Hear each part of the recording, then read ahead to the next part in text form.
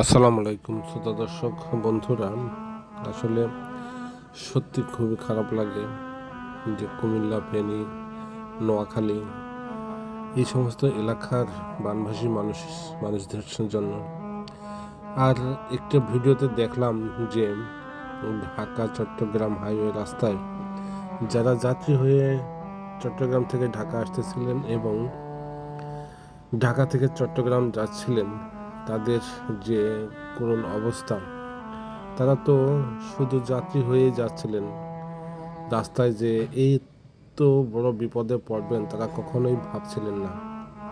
এবং তাদের পরিস্থিতি এই ভিডিওর মাধ্যমে আপনারা দেখতে পারবেন যে কিভাবে তারা গলা পানি দিয়ে হাঁটতে হাঁটতে কত দূর যে তাদের হাঁটা লাগবে, এইভাবে তারা নিজেরাও জানতেছে না যে রাস্তায় কি পরিমাণ পানি উঠেছে। একটা ভিডিওর মাধ্যমে আমরা দেখলাম যে এক ভাই লাইভ করতেছে এবং তাদের আসলে এই লাইভ করার মাধ্যমে যারা ঘটনাস্থলে আছেন তাদের মাধ্যমেই আমরা দেশের পরিস্থিতি জানতে পারতেছি যে কি অবস্থা, কোথায় কি অবস্থা।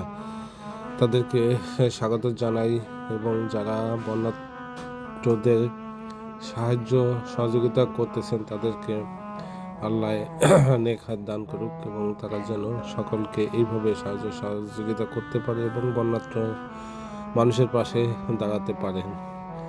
ধন্যবাদ। ভালো থাকবেন, সুস্থ থাকবেন এবং মানুষের পাশে এসে আপনারা দাঁড়ান এবং সেখানের পরিস্থিতি আপনারা দেখেন। যারা সংবাদকর্মী আছেন তাদের মাধ্যমে আমরা বিভিন্ন টিভি চ্যানেলে এবং ফেসবুকের মাধ্যমে দেখতে পারতেছি কী অবস্থা। আসসালামু আলাইকুম।